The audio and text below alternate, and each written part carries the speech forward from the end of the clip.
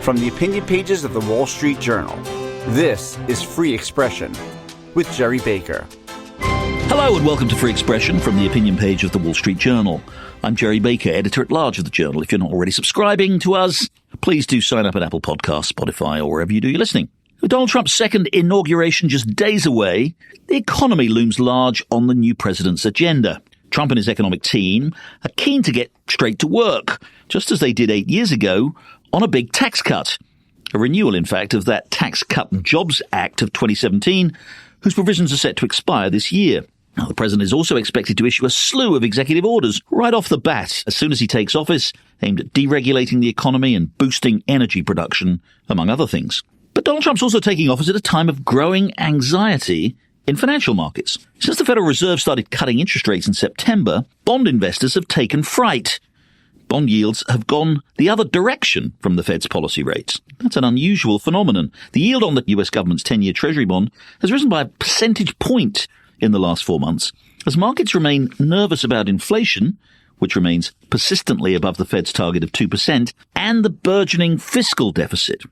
Although, as we record this on Wednesday, I should say, some mildly encouraging inflation numbers have helped ease the bond sell-off a little bit. Scott Bessent, Donald Trump's nominee for Treasury Secretary, has set as a goal for the new administration's economic policy what he describes as a 3-3-3 approach. That will be 3% GDP growth, up from the trend rate of the last few years of a little over 2%, a 3% fiscal deficit, that's down from the current 6.5% that we have, and an increase in oil production of 3 million barrels a day. That's up from today's roughly 13 million barrels a day. How realistic are the objectives, and how might we go about achieving them, and what are the chances of actually pulling them off? Might persistent inflation and these higher interest rates that we're seeing derail the new administration's plans? Well, I'm joined this week by Glenn Hubbard. Glenn's professor of economics at Columbia University, where he was formerly the dean of the business school. He served as chairman of the Council of Economic Advisors in President George W. Bush's first term. Glenn Hubbard, thanks very much indeed for joining Free Expression. Thanks for having me. It's a very interesting time. President Trump takes office, of course, next week. There's a Republican majority in both houses of Congress, small one. Trump has big plans for the economy, tax cuts, deregulation, energy production. We can get into that. But of course, all this is taking place at the start of a year in which I think it's fair to say there's a fair amount of economic uncertainty around. There's always economic uncertainty, but perhaps there's more than usual at the moment. Markets have been particularly skittish. Bond markets over the last few months, there's been a real sell-off in US government bonds, pushing up yields significantly. The Federal Reserve cut interest rates back in September and has cut rates a couple of times since then. Strangely, market interest rates, bond yields have gone in the other direction. We've seen a big increase in bond yields over the last few months. And that seems to reflect lingering concerns about inflation, maybe concerns about some of the things that President Trump wants to do. We can get into that. I should say we're recording this Wednesday morning as it happens when we've had a relatively benign inflation number and bond yields have come off a little bit. Market interest rates have come back a little bit, but we're still in this situation, I think, where there's considerable uncertainty. How do you read what's been going on? Give us your sense of where we are with inflation, where we are with how the markets view President Trump's and the Republicans' plans, and how would you paint the economic picture here at the beginning of 2025? Well, great question, Gerry. I think the overall economy is in relatively good shape. The job market has held up much better than most economists had thought, and the underlying rate of GDP growth is in excess of what many people think the long-term potential growth rate is in the economy. I've been worried a little bit about the markets not catching up. They now have to the fact that a strong economy and an inflation rate that's stuck means interest rates can't be going down much. I mean, just to break that down into two pieces, with inflation stuck at a level above the Fed's target, that, of course, in itself will push up nominal interest rates. But because the economy is in good shape and because I do expect fairly pro-growth policy from the incoming Trump administration, there'll be pressure upward on real interest rates as well. So that, of course, will pose challenges for the president, too, through the budget and so on. So, yes, very, very interesting time. Let's talk about the interest rate picture just for a minute. Exactly as you say, we talked about the Fed has cut rates now by a whole percentage point since September. The Fed funds rate is down now in the range just over 4.5%. And as you say, inflation, however, again, despite today's relatively benign number, I don't think we want to overstate it. Its core inflation just came down a tenth of a percentage point. Core inflation remains above 3%. The Fed's target is 2%. And then on top of that, as you say, by the way, the economy is strong. We've seen this investment boom, particularly in, artificial intelligence, which, other things being equal, would normally expect probably to raise kind of what economists call as the kind of neutral, the equilibrium rate of interest. All of that's going on. The Fed's been cutting rates in those circumstances. Let me put it to you this way. Do you think the Fed has misjudged this and has already gone too far? Well, I don't know about gone too far, but I think the Fed's original 50 basis point cut, I really couldn't figure out. And I don't expect the Fed to do much cutting this year, certainly fewer cuts than markets still anticipate. And I think that's just for the reason that inflation is not going to magically come down to 2%, not in an economy like this. And I do expect most of the policies from the Trump administration to push in the direction of good news for growth. So I think the Fed is going to have to be in a wait and see position. Let's talk about those Trump administration policies. First of all, he wants to renew the 27 tax cuts, which expire at the end of this year. He's again has got majorities in both houses of Congress. Looks like it's in pretty good shape to do that, and maybe even add a few tax cuts, which he talked about during the campaign. There are estimates as to we'll get official estimates from the Congressional Budget Office, of course, as to what they think, and I know these are sometimes controversial, but what they think the effect that will have on the deficit. We already have a fiscal deficit of about 6.5% of GDP. Just for a reminder, when Trump came in 2017 in that first round of tax cuts, it was 3% of GDP. We have a very high deficit historically at this stage of an economic cycle. Is a big tax cut, is it justified? Is it economically defensible? And what are the risks associated with it? Well, before I answer that directly, let me just add to the plate you were filling, which is I think most people believe that we're going to need to increase our spending on defense. If I'm right, interest rates are stuck at a higher level than perhaps many forecasters thought. And of course, interest payments are already as large as defense spending in the economy. So the deficit picture isn't just a trade-off with the tax bill. It's a broader discussion. To your basic question about the tax bill, I am quite excited about the opportunities here. I think TCJA was very pro-growth. It really encouraged business investment. It fixed a lot of problems in the tax code. That said, there's an obvious thing to fix now. While the corporate rate cut was permanent, expensing of business investment was not. It's been phasing out from 2023. It'll complete in 2026. And so I think there's an opportunity for President Trump to do a TCJA plus to bring back expensing. And it wouldn't have to raise the deficit beyond current policy levels as long as he can find some offsets. And to me, some obvious ones are cuts in the credits in the Inflation Reduction Act, some of President Biden's executive orders. I also think there are opportunities to make the business tax code even better by moving toward cash flow taxation.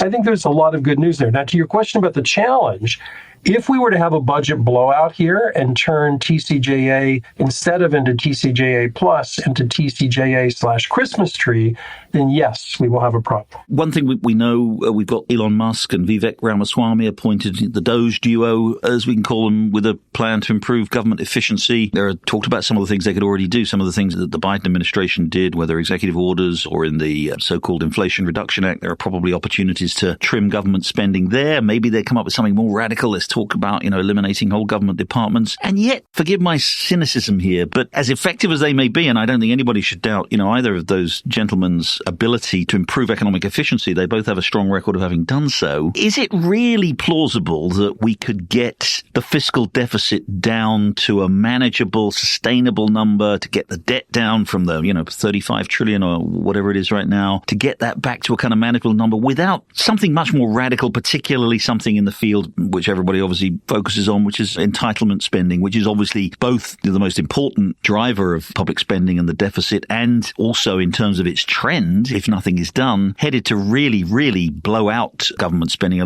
Do you really think that some clever government efficiency moves, some cuts here and there, again, and maybe some growth that we get from extra tax cuts, is that really going to put the deficit on a more sustainable path, or is something more radical needed? Unfortunately, it's not. If the remit for Doge is let's cut spending, but take Social Security, Medicare, defense, and interest off the table. I'm afraid the exercise, while it could make some gains, I'm sure, isn't going to be that constructive. That said, I'm pretty optimistic about DOGE because I take it as being really about government efficiency. So I would ask basic questions like, why does it take so long to do anything in America, to build anything, whether it's infrastructure or replacing the electricity grid? And I think we know the answer to that. It has to do with a lot of both federal regulations and state and local regulations.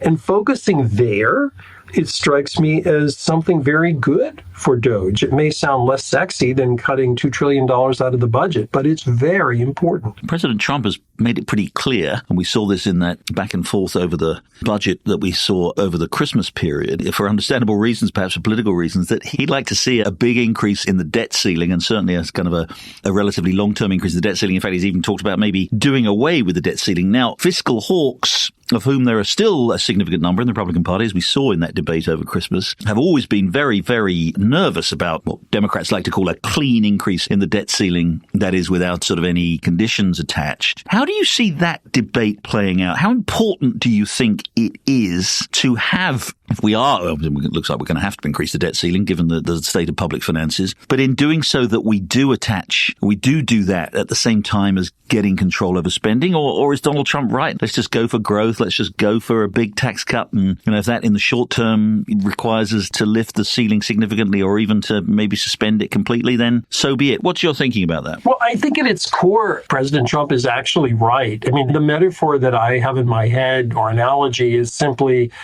if I use my Visa card and go for dinner tonight, my wife and I can't at the end of the month vote on whether we pay Visa. That's not what happens. We can make a decision about spending, but not about whether to pay Visa. Same here. I think it's just a way to substitute theater for actual budget restraints. So I wouldn't get rid of the debt ceiling simply to have a budget blowout. But that said, I don't think it's very effective. I think we would be much better off with a real fiscal commission that could be focused on growth and fiscal policy. Whether President Trump is going to do that, I have no idea. How would that work? You've looked at this and this has been a perennial issue for a long time. What sort of things would a fiscal commission come up with? And again, how does it do that without ultimately getting into the issue of entitlements, which Donald Trump has been pretty firm about saying he doesn't want to touch? Well, I think a fiscal commission can just start with explanation, reminding the public, where do we spend money? What are the growth trajectories in those spending levels, and what is an opportunity to reduce spending growth while increasing progressivity in the system. I think a lot of it is explanation. Eventually, we would need a commission, much like a base closing commission idea, that you have to do thumbs up or thumbs down. And I think that will be necessary. Whether it's going to be early in the Trump administration, I rather doubt that. But will we get there eventually? Yes, we have to. As I noted in my introduction, Scott Bessent, who is Trump's nominee for Treasury Secretary, expected to be confirmed, I think, fairly easily, has laid out this very interesting set of goals, 3-3-3, he calls it. I read about this in my column this week, the 3% growth target, 3% fiscal deficit target, as I say, down from the current 6.5, and a 3 million barrel a day increase in U.S. oil production, which is currently around 13 million barrels a day. Take us through how realistic you think they are. First of all, since we've been talking about the deficit, the 3% deficit. As I say, we currently have a 6.5% deficit. How plausible is it, do you think, that you can get the deficit? 3% seems like a very reasonable number, but it's a long way off. How plausible is that, and how do you get there? Well, I think if you focus both on growth and spending, you can get there. I mean, the tie to his first goal of getting growth up by about a percentage point would help a lot. A second piece would be trying to first tackle the spending boom we've had since the late 2010s. That isn't about entitlements. That's just a boost in overall discretionary spending. So I would start there. But it is going to be hard to sustainably get the deficit down without tackling longer-term challenges, particularly when we are going to have to spend more on defense and interest rates are high. So I view that as a great aspiration, but getting there is going to require focus. I would urge the Secretary to really start with that growth target first. Let's talk about that 3% growth target then. And again, as you say, tax cuts surely will help get there. One of the questions, though, that a lot of people have and have raised, and concerns people have raised about Donald Trump's plans, is that they don't always seem completely consistent with each other. So we know, and again, I wrote about this in my column this week, there's been some pretty good research that shows that of the significant 15 million or so jobs that have been created in the US economy in the last 4 years. Very, very significant number of them seem to be, and again, I accept that there's large room for uncertainty and error in this, but a very significant number does seem to have come from migrants, new migrants, illegal migrants in particular, some legal migrants, but significant numbers of illegal migrants. There's been some estimates. I quoted the chief economist at Barclays this week, who's estimated that maybe as many as, whereas between in the period from 2014 to 2020, but before the pandemic, migration accounted for about 500,000 new jobs a year in the US. Under Joe Biden, thanks to his sort of open border policies, it may have accounted for more than 2 million jobs a year over the last few years. We've already seen, by the way, since Biden did finally move to place some limits on the border back last summer, and we've already seen illegal migration drying up to some extent or slowing down significantly since then. If Trump is successful, at minimum, in sort of, let's say, significantly reducing the inflow of migrants, of illegal migrants, and even more perhaps, as he wants to, in deporting large numbers of migrants, is that achievable without doing quite significant harm to labor force growth and employment growth, in fact, which would obviously have presumably negative repercussions for the economy? What's your view on that? Well, I think it depends, Gerry, on how the president decides to do it. A very sharp and disruptive move, yes, would be very disruptive for growth and for business. Something that's done more gradually and thinks harder about how to improve legal immigration as opposed to illegal might be just fine. We'll have to wait and see.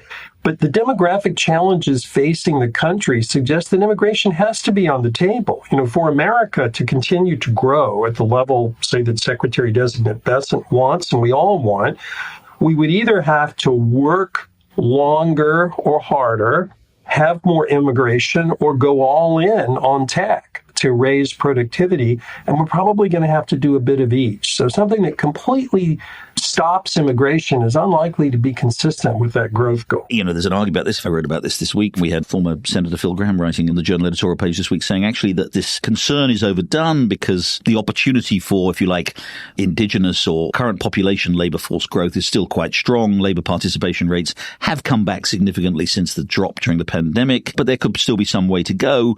I mean, could that gap, if you like, in jobs that have been done by migrants over the last few years, could that be filled by an increase in labor force participation, do you think, in the US? It could certainly be filled in part. That's what I said was one of the three options, but it would probably require public policy changes to make sure we have public policies that support work rather than discourage, to think about whether we're overly encouraging people to retire before perhaps they want to or should. So I think we have to take a look at all of those if that's the goal. And again, some people have raised concerns that Trump's immigration plans could have a damaging effect on inflation. And again, this is controversial stuff because the idea underlying that is migrants have come in and do relatively low-paid jobs on the whole, especially illegal migrants. You know, if you take the view, as some people do, that businesses have sort of rather unscrupulously used the inflow of illegal migration essentially as a pool of cheap labor. Again, whatever you think of the kind of rights and wrongs of that, is it the case, do you think, that that has been,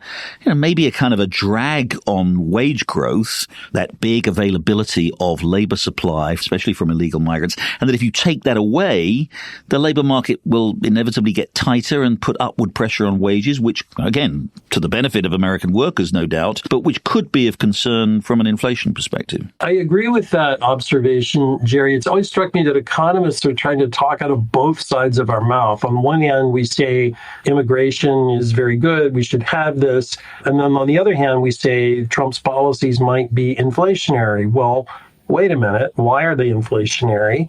It would be because, as you say, we would tighten the labor market and raise wages. So I think the question is, what do we want as a society? Are we willing to pay more, higher prices? Do we want public policies that encourage low-wage work among domestic Americans? We got to have that conversation. We're going to take a short break there, but when we come back, I'll have more with Glenn Hubbard, professor of economics at Columbia University, talking about Donald Trump's plans for the economy for the next few years. Stay with us. You're listening to Free Expression with Gerry Baker. Don't forget, you can listen to the latest episode anytime on your smart speaker. Just say, play the Opinion Free Expression podcast. Now, back to Gerry Baker. Welcome back. I'm speaking with Glenn Hubbard, economist at Columbia University and former chairman of the Council of Economic Advisors at the White House. We're talking about Donald Trump's plans for the economy in his second term. Let's talk about another aspect of what Trump wants to do, which could be at odds with the 3% growth target, or it's certainly sort of a broader prosperity and stability, and that's tariffs. Again, the president, we well know, as president-elect, has promised across-the-board tariff increase. Now, some people worry that could be inflationary. We can, get into the details about that. It's a one-off increase. It doesn't necessarily become embedded in expectations, but it's certainly, there's no question that it's kind of immediate effect if it did happen. If a 10% or 20% across-the-board tariff would, in effect, lower the purchasing power of Americans, because they'd be paying a significant proportion of their expenditures goes obviously on imports, and those would all rise by 10 or 20%. I know there may be some offsetting, as we know, through the currency, and we can get into that if you like. But how much do you think the prospect of tariffs poses a challenge to the US, either from an inflation or indeed from a growth perspective? Well, I think it depends on the kind of tariffs we see. So tariffs that are focused on national security, for example, defense-oriented sectors with China as a target, strike me as national security policy, whatever their economic effects, they probably are needed. As for the other tariffs, I agree with your observation in terms of prices. This is a one-off. Usually when economists say the word inflationary, they mean a change in the rate of inflation over a long period of time. I think of tariffs as more a change in the price level. To the extent that the tariffs raise the dollar's value, which they should also do, a cautionary tale, of course, for the president is a stronger dollar is not exactly good for American exporters, and we could wind up with that same trade deficit that we started with. The way I think about the tariffs is, are we talking about questions or answers? Meaning, if the question is, how do you have America First incentives? There are tax reforms that could do that. The original blueprint for TCJA had so-called border adjustments and a cash flow tax that would have replicated a lot of the America First incentives the president wants. If he's focused instead on answers like the word tariff, well, then I think we have to go through all of this.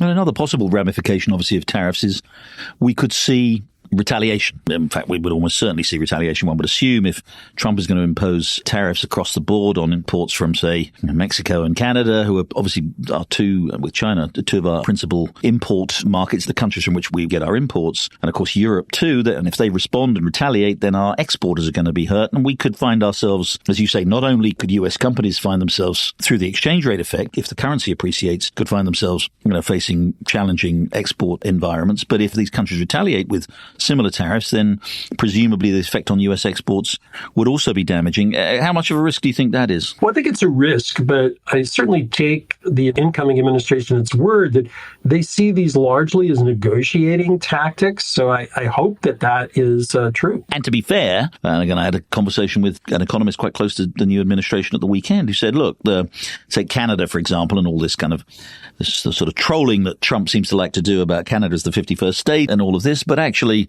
there are some areas of trade where it is arguable that maybe, Canada is pursuing some unfair trade practices and that this kind of environment of threats of tariffs could actually get them to open up. I mean, this is clearly what Trump is trying to do, could get them to find ways in which they open up their markets to more American goods and could apply to Europeans. We know that Europeans have quite restrictive policies on trade in a whole host of areas. So this negotiating tactic, obviously like any negotiation, has its risks, but it could actually work, right? It could have its benefits. I agree. If it is a negotiating tactic and if it is handled well, I think there could be good outcomes. I fear that, the administration hasn't necessarily thought through all of this, but to the extent that it has and can pull it off, I think it's good. Finally, let's talk about the other three that Scott Bessent has talked about and targeted, which is a 3 million barrel a day increase in oil production. Now, the US is already the world's largest oil producer, about 12 to 13 million barrels a day, I think, right now.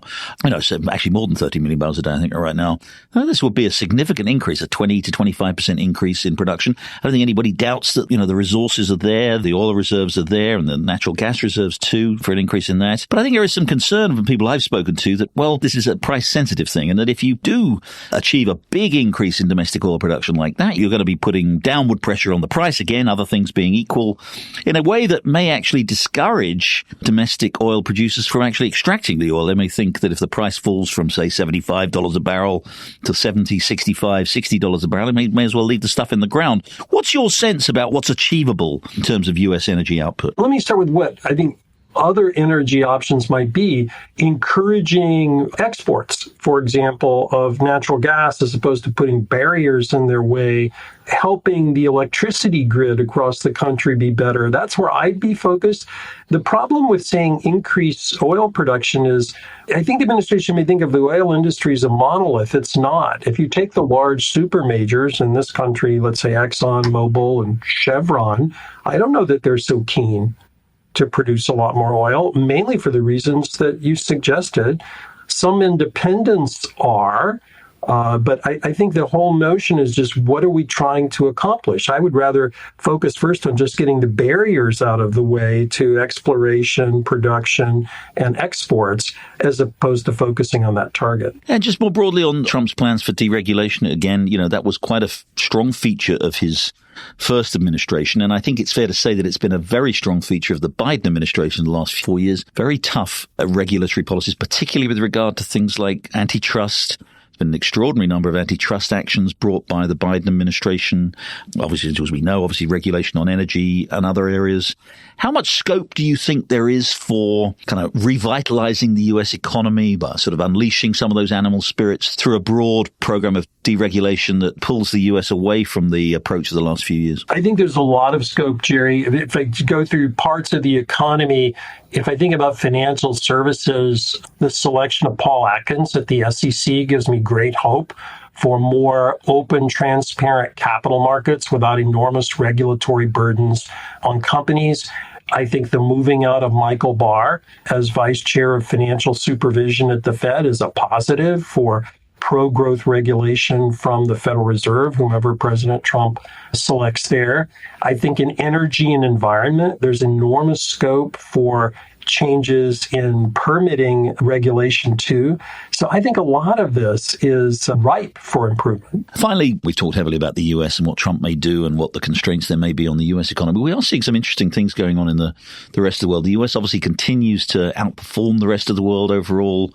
Growth is very strong. The investment boom here that we talked a little bit about, and AI in particular, is very, very strong. How do you see China right now? China seems to be, very interestingly, going in kind of almost the opposite direction. And we've become used over the last few years, last 10 or 20 years, to think of China as the great emerging power challenging US dominance in the world, perhaps even becoming a significantly larger economy than the US. China's now going in the opposite direction. While US interest rates are rising sharply, China's interest rates are declining very sharply. China may be entering a period of deflation. What's your sense of what's going on there and what implications that has for the world and indeed for the US? Well, I think Xi Jinping's policies are inconsistent with the kind of future you described of a larger Chinese economy than the U.S. economy. Chinese leaders before Xi Jinping had always pivoted back toward economic growth as a linchpin. He seems to put less weight on it. That's a policy choice for China.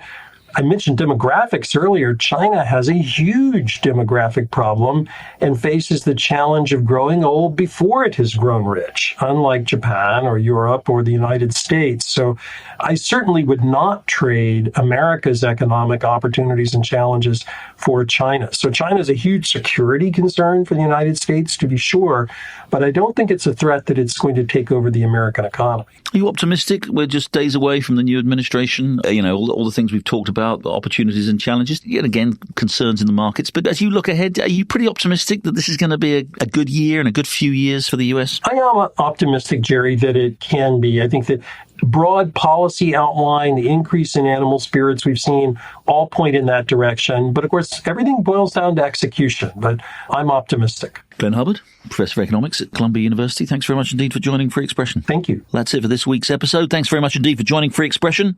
Join us next week when we'll have another discussion about the big topics that are facing the US and the world. In the meantime, have a great week. Speak to you soon.